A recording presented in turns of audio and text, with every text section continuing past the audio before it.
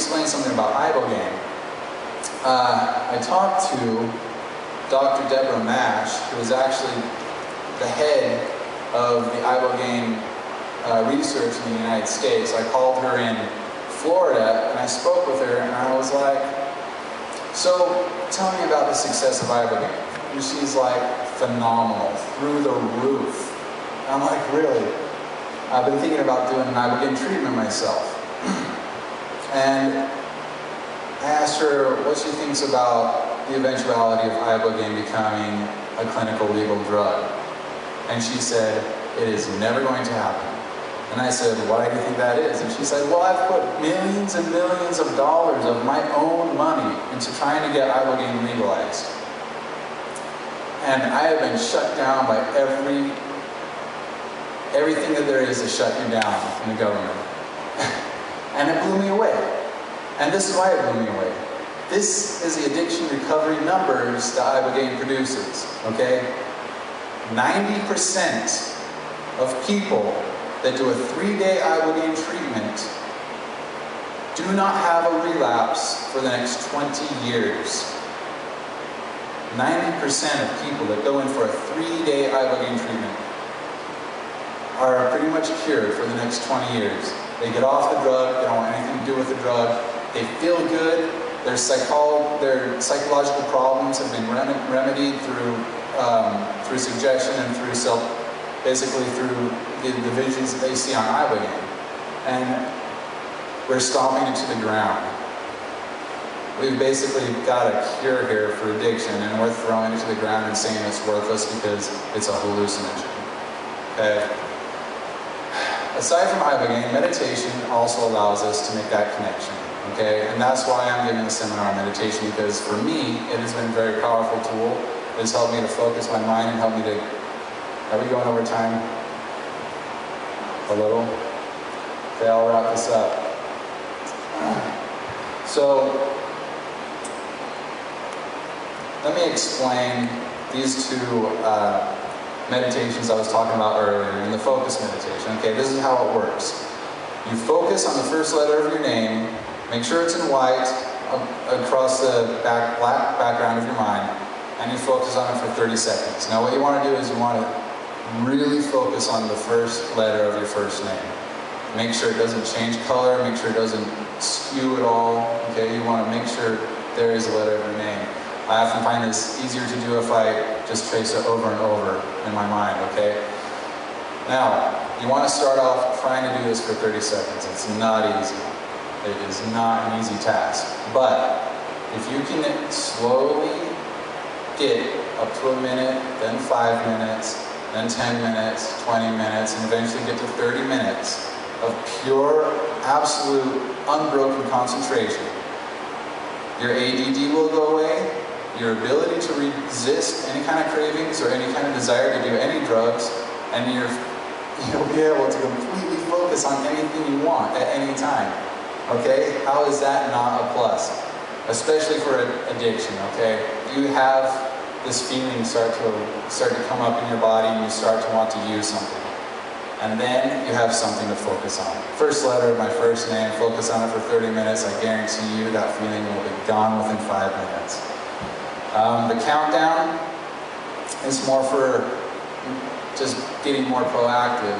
But a lot of people say that boredom and being alone by themselves is what ends up being their stepway to using. So, and while you're sitting on the couch, and you're like, man, I'm lazy, I don't want to do anything, but you know you should do something, or you want to do something, but you just don't want to get off the couch. Simple countdown, it helps. You just tell yourself that when I hit 1, count down from 10, when I hit 1, I'm getting off this couch and I'm going to do something.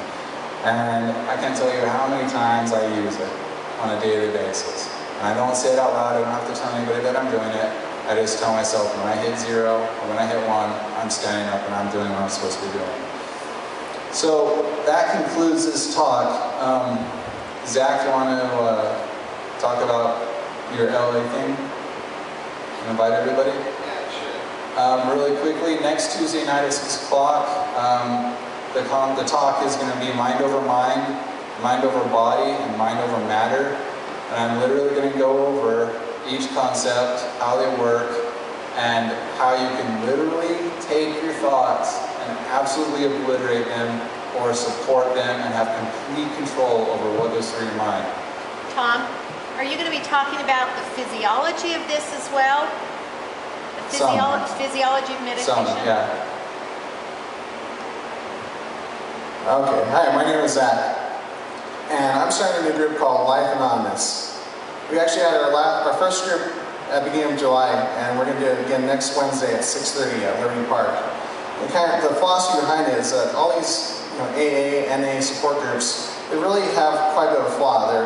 They're focusing on addiction, on the drug altogether, and they just really forget what life's all about. You're so focused and dreaded on the addiction, and you're focusing on it every day, and it just seems not right. The message is lost.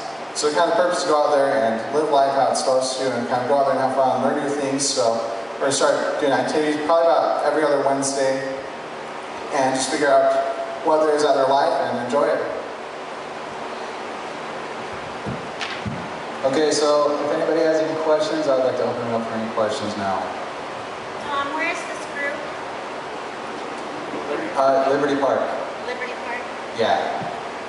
Which park? It's kind of a big park. I'm sorry? Which part of Liberty Park? It's on the north side. And what time? At 6:30. You find it as Life Anonymous on Facebook. Northwest or northeast? Not to be picky, it's just gonna be. Yeah, northeast side, northwest. Northeast. By the pavilion. No questions? Well, I have a few topics, but we can talk in the car later on. All right. Okay, one more thing about meditation. A really interesting study that was done, and I'll just end it with this. Addicts usually have a hard time getting off and staying off the drug because they have destroyed their synapses or really shrunken them, and this is because so much of the drug is hit the synapses that they start to shrink back.